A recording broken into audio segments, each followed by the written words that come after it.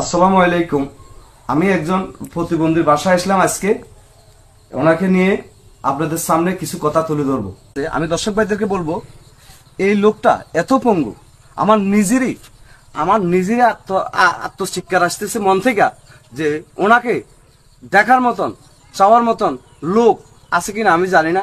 আপনারা সকলে একটু যদি ওনার কথাটা শুনেন, শোনার পরে যদি আপনাদের দয়া হয় ওনাকে একটু সাহায্য সহযোগিতা করবেন।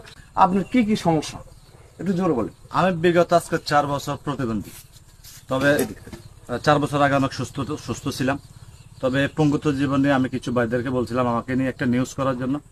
আমার একটা নিউজ করা নেই, তো হয়তো আপনাদের কাছে এটা যেতেছি। আমার একটা ছেলে, একটা মেয়ে আছে, ফ্যামিলি আছে, আমরা মোট 4 জন আছি।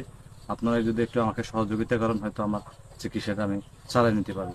উনি আজকে 4 বছর ঘরবন্দি, ওনার নিচের সাইডটা পুরো অপস হয়ে গেছে, উনি বেকারত্ব আছে এবং কি বেকার মানে উনি পঙ্গুত্ব বরণ করে এই ঘরে জীবনযাপন করতেছে। আপনারা সকলে এই পঙ্গুত্ব লোকটার দিকে তাকে একটু সহযোগিতা করবেন। যদি সহযোগিতা নাও করতে পারেন, এই ভিডিওটা একটু শেয়ার করে ওনাকে যেন এই সকলের সামনে তুলে ধরেন, এই ধরনের একটু চেষ্টা করবেন। আপনার নম্বরটা আমাদের দর্শককে দেন।